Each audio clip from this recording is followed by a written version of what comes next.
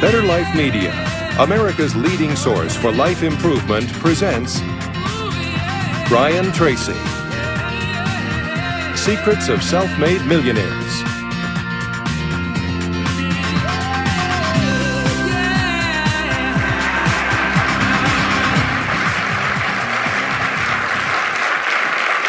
Thank you. Thank you. Thank you for being here. I have some good news for you. More people are going to make more money in the next few years than have been made in all of human history. In the year 1900, there were 5,000 millionaires in America. In the year 2000, there were 5 million millionaires. That's an increase of 1,000 times. Now, there was a leveling off in 2001, 2002. In the last 2 years, the number of millionaires has jumped 33%. It's jumped to 8.2 million millionaires in America, and virtually all of them are self-made, which means they started without a pot to you-know-what in or a window to throw it out of. And they've made it in one generation. When we look at the wealthiest people in America today, Warren Buffett, Michael Dell, of course, Bill Gates, Paul Allen, and the Walton family, all first-generation multi-billionaires. We have a $12 trillion economy today that is growing at the rate of $500 to $600 billion a year, and all that money is going through somebody's fingers, and your job is to make sure it goes through yours and some of it sticks. Is that a good goal for today? And my job is to show you how to do it. The good news is that all the answers have been found. Self-made millionaires have been studied exhaustively. They've been analyzed. They've been interviewed by the hundreds of thousands and millions. And what we know is exactly who they are and what they do and how they think and how they tick and the decisions they make and the things that they do and they don't do. And the wonderful thing is this: if you do what other successful people do, you eventually get the same result that they do. Now, some people say, well, I started off without any money and I don't have any money now. Well, join the crowd. Nobody's got any money. Most people are broke up into their 40s and 50s. So if you're broke today, you're just one of the gang. The only question is, do you stay there? And the answer is no. Now, when I started off in this many years ago, I came from very poor beginnings. I did not graduate from high school. I finished in the half of the class that makes the top half possible. When I left school, I dropped out of high school. I could only get laboring jobs. I was told, by the way, if you don't get a good education, you won't do well in life. Don't get good grades, you won't get a good job. Don't go to college, you won't do well, and so on. And I believed that for a long time until I found there's hundreds of thousands, millions of people who dropped out of high school who went on to become millionaires and billionaires as well. The reason I say that to you, by the way, is don't let it hold you back. Don't let any experience that you've ever had in your life act as a brake on your potential, because there's hundreds of thousands of people who've had it worse than you could ever dream of, who've gone on to accomplish wonderful things. So, I worked at laboring jobs for several years. I worked in construction. I worked on farms and ranches. I worked in factories putting nuts on bolts hour after hour. And one day, in a state of frustration, I began asking this question: why is it that some people are more successful than others? Now, in the Bible, there's the line that says, "Seek and ye shall find, for all who seek findeth. Ask and the door will be open." So I began asking other successful people, what are you doing differently from me? And they told me, and I did it, and I got better results. I got into sales when I could no longer get a laboring job, like many of you. And in sales, I noticed that one of the guys in my company was making 10 times as much as anybody else, and he was selling the same product out of the same office at the same price to the same people under the same conditions, and he was making 10 times as much as anybody else. So I went and asked him, what are you doing differently from me? And he told me, and I did it. Now, what I discovered, which changed my life and which brought us here today, is I discovered the law of cause and effect. The law of cause and effect, sowing and reaping, action and reaction, is the great universal or iron law of the universe. What it says is that everything happens for a reason, is that there are no causeless effects, is that even if we don't know what is causing the effect, we trace it back. It's the basis of the scientific process, of all medical research, of all marketing, of all business, is if you can define an effect that you want, you can trace it back and find somebody who at one time did not have that effect, and then find out what they did, and then do the same things, and you eventually get the same results. We say that success is not an accident. Failure is not an accident. Success leaves tracks. So if you just follow the tracks of other successful people, no matter where you're starting from, you eventually get to the same place that they get. Well, this was a shocker for me, because, and I learned later in psychology, by the way, that one of the two most important things we need to have to be happy and healthy is a sense of control, a feeling that we are in control of our lives, that things are happening for a reason, and a sense of coherence. a feeling that things fit together. Well, when I realized the law of cause and effect explained everything, I got, wow. So in sales, I went to the top of my sales force. I read and I learned, attended courses, and especially I applied what I learned. And then when I got into sales management, I again read the books and took the courses and asked for advice. And when I got into real estate and importation and development and manufacturing and distribution and a whole series of businesses over the years, the first thing I did is I asked, how does it work? How do people succeed in this field? And then I buried myself and immersed myself. I spent hours and hours and hours studying, and then I did what the most successful people did. Interesting point. We say that nature is neutral. In other words, nature doesn't care who you are. It doesn't care if you're tall or short or male or female or black or white, educated or uneducated. Nature doesn't care. All that nature cares is that you do what successful people do. It's like making a recipe. Nature doesn't care if you follow a recipe. If you follow the recipe exactly, you get the dish. Nature doesn't care who's doing it. And that's the wonderful thing about our society. It's basically like justice. It's blind, is nature doesn't care. In fact, there are a lot of people who are not as smart and not as talented as you who are doing vastly better than you, not because they're better, but because they're just following proven success methods. There's nothing that will make you madder than to see somebody who's dumber than you, who's making more money than you, right? Have you had that experience? So what we do is we use proven success methods. We just find out what they are, and we do them over and over again. Quick point, nothing works the first time, okay? Please understand that. Nothing works the first time. What is the average number of times that a person tries with a new goal before they give up? Can you guess? Well, the average is less than 1, because most people give up before they try even once. They say, that's a great goal. I'd love to be financially independent, and then they give up. They don't even try. They say, but I couldn't because of this and because of that and so on. And then they move away to a wonderful place called Someday I'll. You ever heard of Someday I'll? Someday I'll start saving money. Someday I'll get out of debt. Someday I'll lose weight. Someday I'll start a business. Someday I'll get serious about my finances.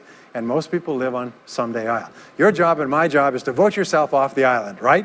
And we start taking control of our lives. Well, about some years ago, I was called by a major businessman, and he asked me if I would do a talk for his 800 entrepreneurs that own separate franchises within his organization on how to become a self-made millionaire. And I said, sure. When you're a young speaker, you agree to speak on any subject. Sure, I'll speak on that subject. Now, I was just like most people. When I was young, I wanted to be a millionaire by the time I was 30. And when I hit 30, I put it off to 35. And as I got to 35, you put it off to 40, and then you kind of just don't look at it anymore. You forget about it and feel the deck is stacked against you. Well, I was about 38, 39 when he called me up and asked me. I said, sure, no problem. And I said, now, what do I know about self-made millionaires? And this is a shocker. I didn't know anything. Oh, I knew that they had more than $1 million, but that's a real basic piece of knowledge, you know. So I started thinking, what do I know about it? So I began to study them. And that's when I found out that they've been studied so thoroughly, is we know everything there is to know about them. They are a source of incredible fascination. And there's 50 years of research. So I began to read the studies and find out where they came from and what they did and how they thought and where they started and the decisions they made and the kind of people they were. One of the things that I learned, by the way, is that becoming a self-made millionaire is not the important thing.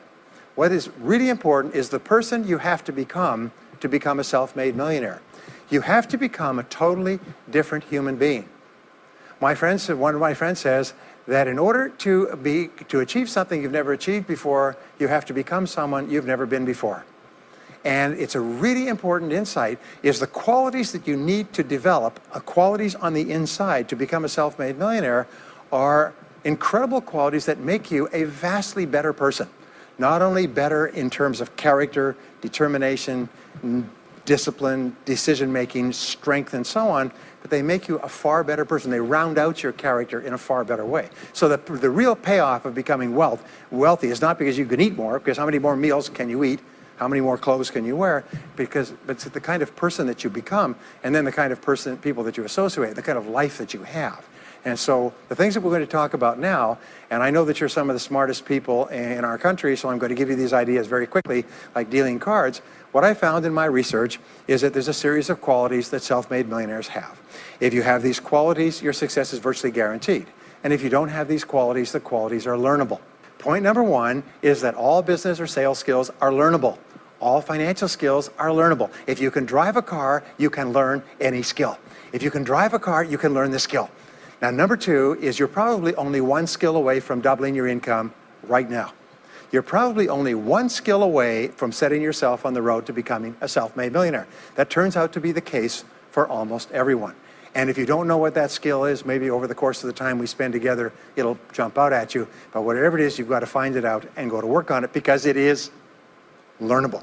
It's a learnable skill. People say, well, I've never been very good with money. Well, get over it. The fact of the matter is, you can learn what you need to learn to achieve anything that you want to achieve. So, the success secrets of self-made millionaires. Give yourself a score of 1 to 10, and if you are weak on one of these, it can be enough to hold you back. If you're strong on all of these, then there's no limit to what you can accomplish. The first is to dream big dreams. Dream big dreams. Practice what is called back from the future thinking and project forward. Develop a vision of yourself as happy, healthy, wealthy, thin. Practice what top people practice, which is what is called idealization. You project forward several years and you imagine that your life is perfect in every way. Imagine that you have no limitations.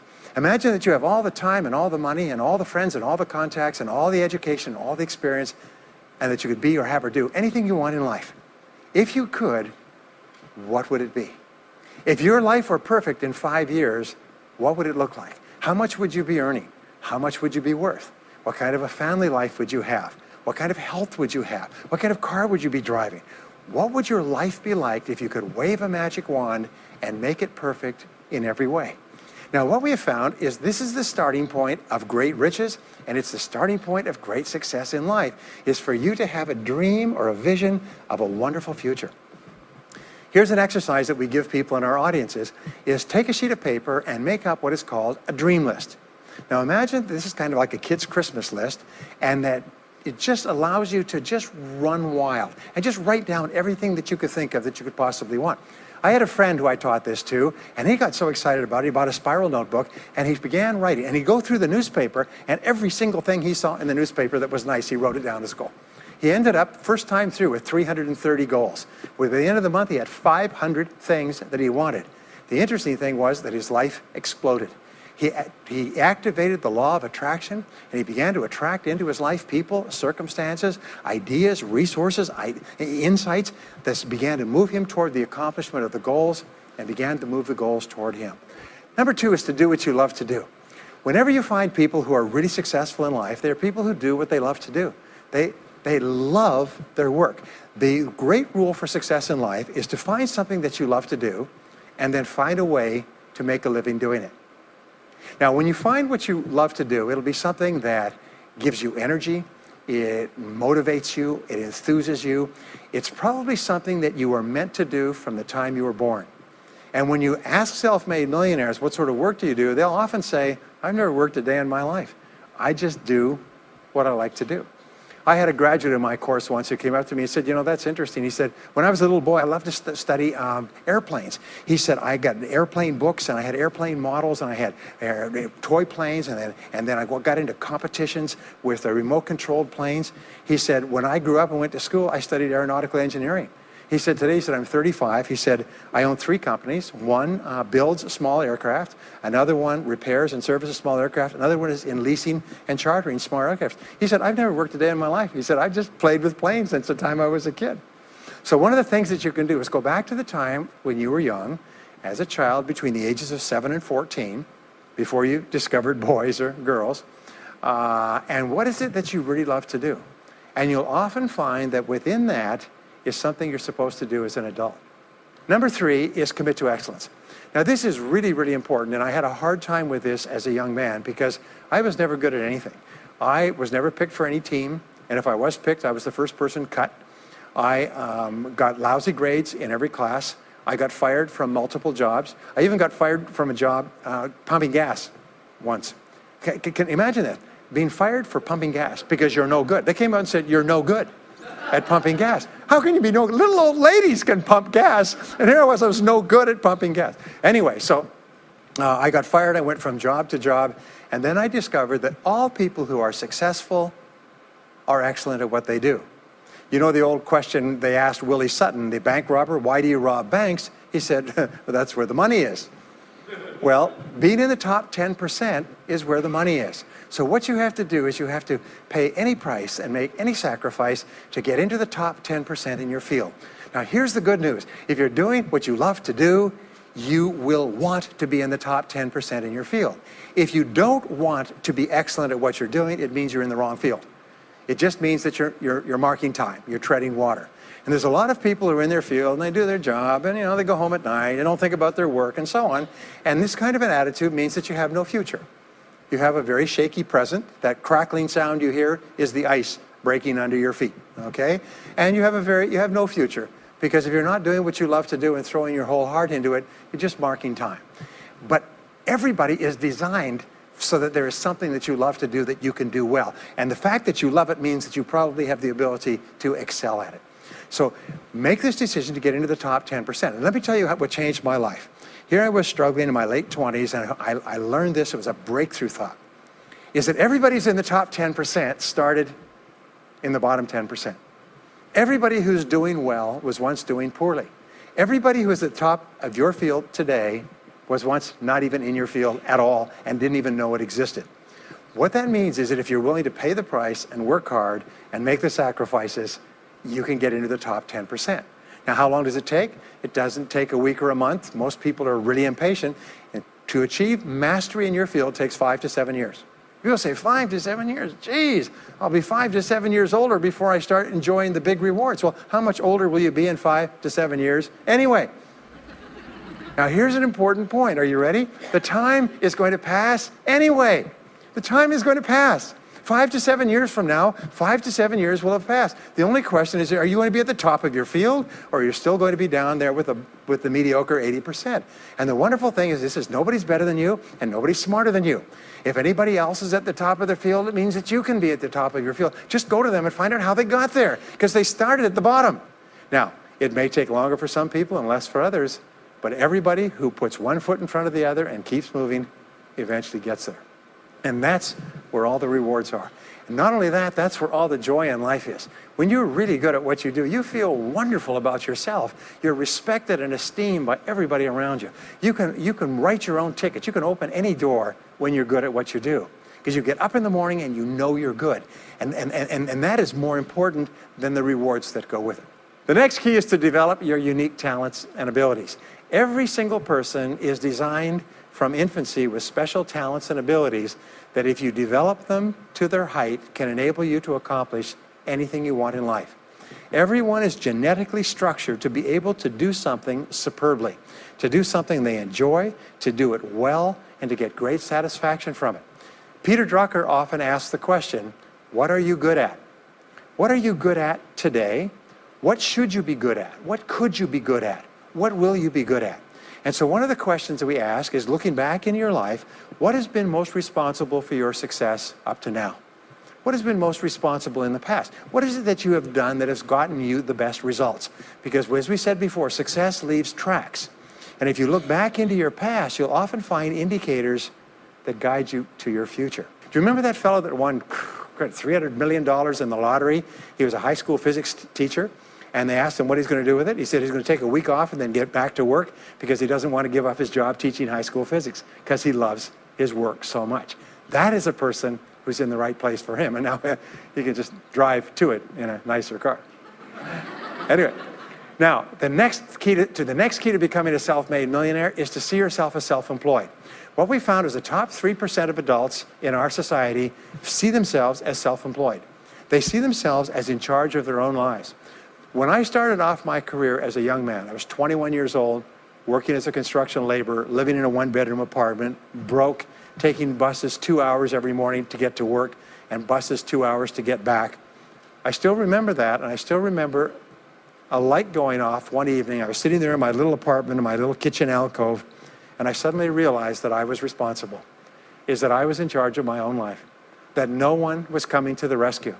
And it was one of the great turning points in my life. So what you find is that all exceptional people are highly responsible people. They look upon themselves as self-employed. Sometimes I'll ask an audience, I'll say, how many people here are self-employed? And some people will raise their hand and some won't. I'll say, now what's the true answer to this question? And the true answer is that everyone is self-employed. The biggest mistake you could ever make is to ever think you work for anyone else but yourself. Even if someone else signs your paycheck for you all your life, The most valuable people in any organization are the people who treat the company as though it belongs to them. They see everything that happens as affecting them personally. They're not the 9-to-5ers, the no-hopers that say, yeah, well, I go to work. When I'm not at work, I don't think about my work. These people, somebody has told them that's a clever way to think. It's the way losers think. Winners think about their company, and when they're not there, they think about how they can do it better. When something happens in their company, they take it personally because they see themselves as highly responsible. As a result, they're paid more, they're given more educational opportunities, they're promoted faster, and these are the people that eventually, like cream, rise to the top of every organization and every industry, the top 3%. The next key to becoming a self-made millionaire is to develop a clear sense of direction. Developing a clear sense of direction means that you need to become intensely goal-oriented. We find that all successful people are goal-oriented. There's an old saying, you can't hit a target that you can't see. You've got to know what you want in every area of your life. Some years ago, I worked with the Hunt Oil Company in Texas. The Hunt Oil Company was founded by H.L. Hunt, who became the wealthiest, self-made, multi-jillionaire billionaire in the world. At his peak, he owned 200 companies and had a royalty income of $3 million a day. Most phenomenal man, by the way. And he was interviewed by a friend of mine on television before he died in the early 70s. And he was asked, what are the secrets to success? He said, the keys to success have only been two through all my life, and I will tell you what they are. He said, number one, he said, decide exactly what it is you want and write it down and make a plan to achieve it. And number two is determine the price you're going to have to pay to get it and then resolve to pay that price. Now, where the law of sowing and reaping cause and effect, I learned an additional point to that. I learned that your current life today is the result of the price you've sown up to now. Is whatever you've put in, you get out. So whatever you're getting out today is a result of what you've put in. If you don't like what you're getting out, what you have to do is you have to put in something different. What I found is this, is that life is always just in the long run. So therefore, life says this, is there's a price you have to pay, and there's two qualities. First of all, you have to pay the price in full for your success of study, preparation, hard work, and so on. And second of all, you have to pay the price in advance. You don't get it afterwards. The way the world works is first you put in what you need to put in, and then you get out the rewards. So you have to ask yourself, what is the price that you have to pay to achieve the success that you desire? And you have to write it down and make a plan and work on it every day. Now let me give you a quick exercise, which is my only take-home or homework exercise for our time together. I want you to take a piece of paper like this and write down 10 goals that you'd like to accomplish in the next 12 months. Write the word goals and today's date at the top of the page. Write down 10 goals you'd like to accomplish, and then ask yourself this great question. If you could only accomplish one goal on this list, but you could accomplish it within 24 hours, which one goal would have the greatest positive impact on your life? Now, this is a great question because it'll usually jump out at you. You say, that's the one. If I had this, that would have more of an impact on my life than anything else. Sometimes it's a financial goal, sometimes it's a health goal, sometimes it's a relationship goal. But whatever it is, put a circle around that goal and then turn the page over and write it at the top of the page. Set a deadline on the goal, make a list of everything that you could think of to do to achieve the goal, and then begin working on your list. And here's the kicker, do something every day. Do something every day that moves you one step forward towards your major goal. My promise to you that this exercise, selecting your most important goal, making a plan, and working on it every day, will change your life in ways that you cannot imagine. They say that people begin to become great when they determine their major definite purpose, their number one goal, and work on it every day. It is the secret to becoming a self-made millionaire. It's the secret to great success in life. My promise to you is a week, a month, a year from now, you'll look back and you'll be absolutely staggered at the difference it makes. I was giving a seminar not long ago, and a gentleman came up to me. He said, you know that goal-setting exercise? It changed my life 10 years ago. He said, I was broke, I was divorced. He says, I was an alcoholic, and somebody dragged me to one of your seminars. He said, and I did that exercise and I picked my major goal. He said, it changed my life. I said, in what way? He said, today, he said, I'm worth $40 million. I said, wow. He said, yes, and I owe it to that lesson. Next is refuse to consider the possibility of failure. It's the most amazing darn thing is that the fear of failure is the greatest single obstacle to success in adult life. And it's not failure itself, because each one of you is a professional failure. Each one of you has failed over and over and over again. Isn't that true? All of us fail. All human beings fail over and over. 9 out of 10 things that we try don't work out the way we expected. We have failures in relationships and in jobs and in careers and investments and everything. It's not the failure that holds you back. The failure makes you smarter. We say that it is the fear of failure, not failure, that holds you back. And the way that you overcome failure is you never consider the possibility of failure. The rule is this, is there's no such thing as failure, there's only feedback. Is when you try something that doesn't work, you get feedback, not failure. And recognize that most things you try aren't going to work the first few times. So what you do is you say, oh, that's an interesting bit of feedback. And you pick yourself up and you move forward and you have more feedback and you move forward. To become a self-made millionaire, you're going to fail over and over again, year after year after year. But your brain has a cybernetic mechanism, which means that every time you try something, you get feedback, which makes you smarter. And when you try something else, you get feedback, which makes you smarter. And eventually, you reach the point where you're too smart and you stop making mistakes. You start to do more and more things right and fewer things wrong. But you can't get there unless you have experienced the failures. Henry Ford once said that failure is merely an opportunity to more intelligently begin again. Now, let me pass on one great rule to you, which has been discovered in interviewing self-made millionaires. Self-made millionaires look into every failure for something good. They say, there's got to be something good in this that I can benefit from, and surprise, surprise, they always find it. Second is, self-made millionaires always seek the valuable lesson in every setback or obstacle or temporary failure, and they always find the lesson. Now, what do failures do? Failures whine and cry and think about what they've lost and blame their problems on someone else. Successful people say, what can I learn from this that will make me smarter next time? And my promise to you, those who seek find, is that if you go looking for a valuable lesson in the biggest problem that you're facing today, you'll always find the lesson. Here's another possibility. Your biggest problem today could be the biggest gift that you have ever received, because it may contain within it the lesson that will make you successful. If you stop thinking about what happened and who's to blame, and you start looking for the gift within your problem, sometimes it can transform your life. The next key is to dedicate yourself to lifelong learning. Now, what takes you from rags to riches is personal development, personal and professional development. In the 21st century, as Peter Drucker says, knowledge and skill are the keys to the 21st century.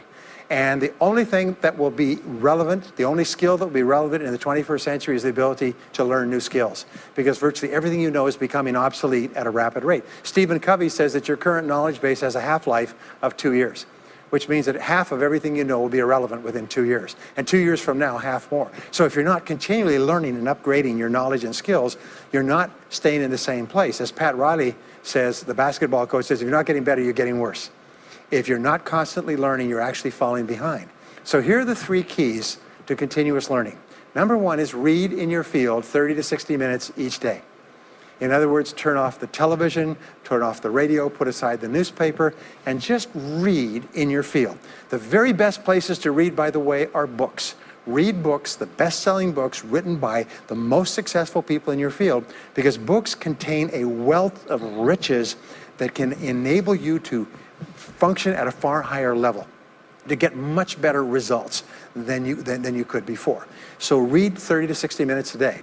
I've had people tell me, countless people over the years, that reading an hour a day has doubled and tripled their income within a year. The second thing you do is take every course that you possibly can. The courses and seminars that are available to you in your field that are given by professionals that are courses that have been developed over years and years and years. They have been tested and tested and tested. The person who is talking to you for several hours has spent thousands of hours learning their subject. They have dry tested this or done test runs with thousands of other people. When you take a course, you can learn enough information in 1 or 2 days, more than you could learn in 2 or 3 years or maybe even a lifetime, all distilled and put together. People say, I can't afford a course. You cannot afford not to buy books. You can't afford not to go to courses. Some years ago, I had a dentist, and he was a very successful dentist. I was recommended to me by a friend. And this dentist retired at the age of 53. And just before he retired, he sold his practice for about $2 million. Just before he retired, he told me why. He said about 8 years before, he had attended a dental congress in Hong Kong. This is from California. He'd flown all the way to Hong Kong to attend this international dental congress because there were specialists giving private lectures, sort of plenary sessions on the side. And he attended this session, and it was on particular technique of cosmetic surgery that this dentist had developed that no one else knew, where you could basically straighten out a person's entire front jaw so they look beautiful at a very low cost, at a very high level of effectiveness. He came back and he began implementing this in his practice. People began flying from 500 to 1,000 miles away. Every dentist sent their families, members, and themselves to this dentist. He was able to charge whatever he wanted to charge. He said 8 years later, he retired as a self-made millionaire at the age of 53 to enjoy his money for the rest of his life from what he learned from one session at one convention at one course. Now, that is a true story, and maybe it's an exception, but you can never tell where the information is going to come from. The third way that you can upgrade your skills is listen to audio programs in your car. The average driver drives 500 to 1,000 hours a year, 25 to 50,000 miles. If you listen to audio programs in your car, according to the University of Southern California, you will get the equivalent of almost full-time university attendance just listening to learning material as you drive around. It can totally and profoundly change your life. Very, very important. Here's an interesting point. The more you commit yourself to becoming the best person you can be, the more you like yourself and respect yourself. The more energy you have, the bigger goals you set for yourself, the more you persist. When you invest in yourself and you read and learn and upgrade your skills, you're telling yourself, wow, I am a person with a great future, and it's up to me to maximize my potential. And your self-esteem goes up, your self-respect goes up, your sense of personal pride goes up, and you started to get promoted more and paid more in every part of your life. Well, the next is to develop a workaholic mentality. In our society today, you hear all these people talking about take it easy, have balance in your life, relax, lean back, have fun at work, happy, get along with your coworkers. This is loser talk. Loser, loser, loser. Now, there's a time in your life when you can back off, all right? You can take it easy.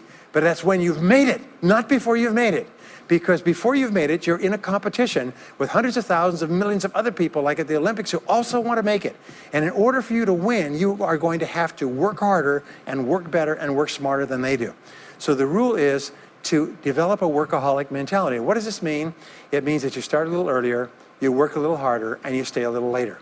Use what I call the 40-plus formula. The 40-plus formula says that working 40 hours a week gets you survival, and that's all.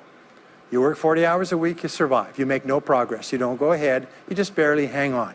Every hour that you invest in your work or yourself over 40 is an investment in your future. So you can tell what your future is going to be with unerring accuracy by looking at how many hours over 40 you put in. Now, how many hours does the average self-made millionaire in America work until he passes the $1 million mark? 59. Some of them work 70, 80, 90. The average is 59 hours. How much does the average top executive work? 59 hours. So that's rule number one, is the hours you put in over 40. If people say, well, my office is locked and I can't get in more than 40 hours a week, then good. Then spend the rest of the time investing in yourself, getting better at your work when you do it. Now, here's my second principle, and this principle changes your life. It is this, is work all the time you work. When you work, work, don't play. Fully 50% of working time today is wasted. And it's wasted in idle conversation, personal business, family phone calls, surfing the internet, reading the newspaper, drinking coffee, long lunchtimes, coming in late and leaving early. And then the other 50%, you're scrambling because you're behind because you wasted so much time fooling around. Now you start to work and you don't work on high priority tasks. You try to get rid of all the little stuff. So what happens is the big tasks begin to build up like an avalanche overhang, and they cause enormous stress. And you go home at night and you're thinking about this job, I've got to get this project finished, but I can't discipline myself to stop talking to my coworkers. Every time one of them comes in, like automatic, like a conditioned response, it's blah, blah time. Chatter, chatter, chatter, chatter, chatter, chatter, chatter, chatter. No, what you have to do is work all the time you work. If someone comes in and says, hey, you've got a minute to talk, you say, yes, but not now. Why don't we talk after work? Meanwhile, I've got to get back to work. I'll tell you what, why don't you go down the hall and ruin his career? But don't stand here and ruin mine. It's really important. There's a great story of a little girl goes to her mother and says, Mommy, why is it Daddy always brings his briefcase home and he works in the evenings and he works on the weekends and he doesn't spend any time with the family? And she says, well, honey, you have to understand, Daddy can't get all his work done at work, so he has to bring it home. She said, why don't they put him in a slower class? Next key is to get around the right people. This is a key for becoming a self-made millionaire, is get around the right people. Dr. David McClellan at Harvard did studies for 25 years looking into why it is that some people succeeded greatly in life. What he found was as much as 99% of your success in life is going to be determined by what he called your reference group. Your reference group are the people with whom you habitually associate. They're the people that you associate with at work, the people you associate with home, your church, your political party, your social circle. What he found in working with people is that changing a person's reference group totally transformed the way they think. Why? It's because we are like chameleons, and we absorb through the skin the attitudes, the opinions, the behaviors, the style of dress, the style of speech of the people with whom we associate most of the time. If you start to associate with winners most of the time, you find that they have a totally different worldview. They're positive, they're upbeat, they're focused, they're learning, they're growing, they're positive at what they're doing, and you start to become like that. We know that our relationships determine 85% of our happiness or unhappiness in life. In other words, if you have bad relationships, personal relationships, they will drag you down worse than a sea anchor. If you work for a bad boss, it'll destroy all your joy in work. If you have one negative coworker, they found that one negative person in an office can cast a blackness over the whole office because of his or her negativity. And so the most important thing you do is you choose your relationships with care and only associate with people that you like and respect and enjoy being around. Next is be prepared to climb from peak to peak. One of the keys to becoming a self-made millionaire is to realize that life is never one continuous train. It's always up and down. So it goes up. Like if you climb a mountain peak, you have to go down into the valley before you climb the next peak. So all of life is cycles and trends. All of life is cycles and trends. And there's up cycles and there's down cycles and there's up trends and there's down trends. The question is, what is the general direction of your trends? We say this, is that life is 2 steps forward and 1 step back. Successful people focus on the 2 steps forward, and then they protect themselves on the downside. They build up cash reserves. They put in stop loss orders on their stock market. They very carefully watch what they're doing. So they try to maintain that 2 steps up, and then make sure that the 1 step back is not so far. And then they want to make sure that this curve is generally upward, so that each time there's a step back, they're still further ahead than they were before. The next one, which is to develop resilience and bounce back. Developing resilience and bouncing back is one of the key qualities of self-made millionaires, because as I said right at the beginning, most things won't work. This is a very interesting point, is that you're going to be knocked down over and over again. And what we know, as my friend Charlie Jones says, is you have to bounce, don't break. And when things go wrong, bounce. And so what I learned many years ago was this interesting technique of what is called mental rehearsal. And mental rehearsal says that you mentally prepare for the inevitable downturns before they occur. So you say, all right, in the course of life, things are going to go wrong, but when they do, I'm not going to become upset. I'm not going to get mad or angry or anything else. I am just going to take it and learn from it and pick myself up and keep going. Sometimes I ask this question, does anybody here have any problems? Everybody says yes, everybody's got problems. Well, here's the rule, is all of life is a continuous series of problems. They never end. The problems just keep on coming, like the waves of the ocean. The only break in this unbroken series of problems will be the occasional crisis. So life will be problem, problem, problem, problem, problem, problem, crisis. Problem, problem, problem, problem, problem, crisis. It's like the waves of the ocean. 6 problems and a crisis, 6 problems and a crisis. Which means that everybody here is either in a crisis right now, has just gotten out of a crisis, or is just about to have a crisis. So what we have found is this, the hallmark of superior people, 30 years of research, is how you respond to a crisis. How you deal with problems and how you respond to a crisis. And what we have found is this, is superior people look for the solution to every problem. They don't allow themselves to become upset and angry. When something goes wrong, they say, okay, what's the solution? And they become intensely solution-oriented. When you have a very intense problem, that stimulates creativity to solve the problem. So what you do is you write and define the problem clearly. If you have a problem, you say, wait a minute, what is my problem? What is it that I'm worried about? And write it down. And the very act of defining a problem clearly often triggers the solution to the problem. One last technique that I want to give you with regard to your major definite purpose. And if you only do these two things as a result of our time together, they will transform your life. You've already identified the one goal that can have the greatest positive impact on your life. Now what you do is you take that goal and you write it at the top of a page in the form of a question. And you say, let us say your goal is to double your income. That could have a major impact on your life. You say, what are all the things that I could do to double my income in the next 12 months? Write it as a clear question. Even better, if you're earning $50,000 a year today, write, what could I do to earn $100,000 over the next 12 months? The more specific the question, the better. Then you devote yourself to writing 20 answers to this question. You must write a minimum of 20 answers. Work harder, work smarter, start earlier, stay later, change occupations, upgrade my skills, whatever it is, keep forcing yourself to write till you've written 20 answers. We call this mindstorming. The first 3 to 5 answers will be easy. The next 3 to 5 answers will be difficult. The last 10 answers will be incredibly difficult. But I have given this exercise to people who've gone on to become millionaires so many times I've lost track, because they often find that the 20th answer changes their whole life. And if you've ever done this once, it's absolutely staggering. More people have become millionaires with this simple idea of mindstorming, what I call the 20 idea method, than any other single method of creative thinking ever discovered. Once you've got your 20 answers, pick one answer and take action on it immediately. Once you've got, it doesn't matter what it is, just take one answer and take action on it, and that will keep you thinking and acting creatively all day long. The next key to becoming a self-made millionaire is to become an unshakable optimist. An unshakable optimist means that you think and talk about what you want most of the time. Optimists think and talk about what they want. They look for the good in every situation. They seek the valuable lesson. They're constantly feeding their mind with great ideas, which opens up new perspectives. What I have found is that optimists have 3 wonderful qualities. Number 1 is they learn more things. As a result, they dramatically increase the likelihood that they will learn the right thing at the right time. Number 2 is they try more things, which dramatically increases the likelihood that they'll try the right thing at the right time. And number 3 is they persist. They never give up. Optimists make a decision that once they've decided they're going to become wealthy, they just never stop until they achieve that goal. Now, will they have many setbacks and obstacles and difficulties?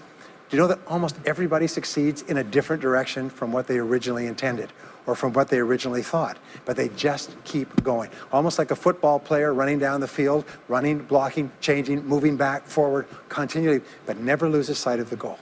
So optimists learn more things, try more things, and persist longer. I want to leave you with the last 2 qualities of self-made millionaires. Second to the last quality is that they develop the qualities of courage and persistence. I said before, the biggest single obstacle to success is the fear of failure. The antidote to the fear of failure is the habit of courage. And what we know is that you need 2 types of courage to succeed. The first type of courage is the courage to begin. It's the courage to launch with no guarantees of success. Someone once said that if all obstacles must first be removed, nothing will ever get done.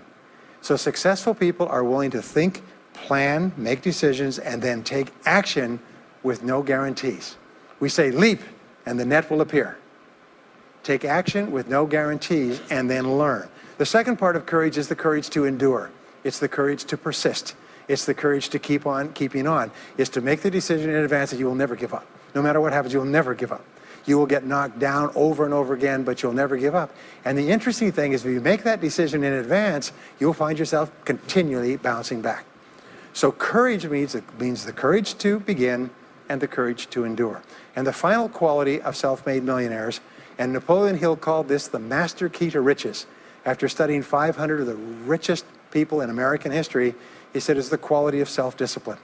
It's the ability to make yourself do what you should do, when you should do it, whether you feel like it or not. The quality of self-discipline is the quality that will make you a big success. It's the ability to force yourself to do what you know you should do. And here is the wonderful discovery. Persistence is self-discipline in action. Every time you persist, you build your self-discipline. Every time you practice self-discipline, you build your ability to persist. And the 2 of them are tied into your self-esteem. So the more you persist, the more you like yourself. And the more you like yourself, the more discipline you have. And the more discipline you have in practice, the more you like yourself. As a result, the more you persist. And eventually you get onto an upward spiral where you become absolutely unstoppable. You reach the point where you know you can achieve the goal and nothing in the world can stop you. And every step that you take forward makes you stronger and stronger and stronger until finally people say, I know one thing about him, I know one thing about her. You cannot stop him or her. Once they decided they want something, they will not stop until they get it. And when you develop that quality, there will be nothing that is impossible to you. So let me just leave you with these last points. We're living at the very best time in all of human history. More people are going to make more money in the next few years than have ever been made in all of human history. More people are going to become millionaires and are becoming millionaires today at a faster rate than we've ever thought possible. And no one is better than you and no one is smarter than you. And if you do what other self-made millionaires do, then nothing in the world can stop you from eventually getting the same results as other self-made millionaires. And I hope you do. Thank you very much.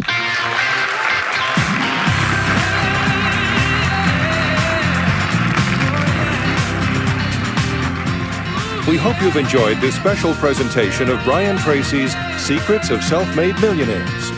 If you would like to own a copy of this program or any of Better Life Media's programs, please visit our website at betterlifemedia.com, where you'll find all types of valuable life improvement information.